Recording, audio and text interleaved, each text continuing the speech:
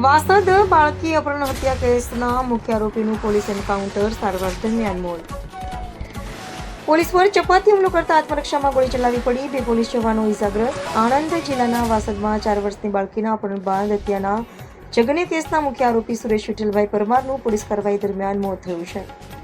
પોલીસના જણાવ્યા અનુસાર આરોપીએ પોલીસ કસ્ટડી દરમિયાન ચપાતી હુમલો કરતા આત્મરક્ષામાં પોલીસે ગોળી ચલાવી હતી.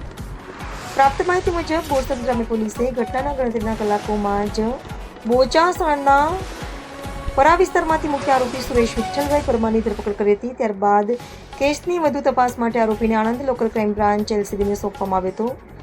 રાત્રિના સમયે એલસીબીની ટીમે આરોપીની ઘટનાનું રિકન્સ્ટ્રક્શન કરાવવા બોરસદથી વાસદ લઈ જવી હતી. તે દરમિયાન કંથારિયા અને આસોદર ગામ વચ્ચે આરોપીએ નશાની હાલતમાં ઊભી થવાની ફરિયાદ કરતા પોલીસે વાહન રોડની બાજુમાં ઊભું રાખ્યું હતું.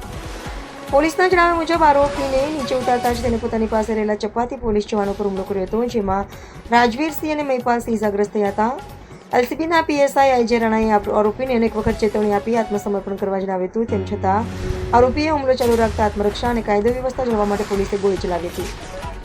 ગોળી વાગતા આરોપી ગંભીર રીતે ઘાયલ થયો હતો. ત્યારબાદ આરોપી તેમજ બંને ઇજાગ્રસ્ત પોલીસ જવાનોને કરમસદની હોસ્પિટલમાં સારવાર માટે ખસેડવામાં આવ્યા હતા, જ્યાં સારવાર દરમિયાન આરોપીનું મોત થયું હતું.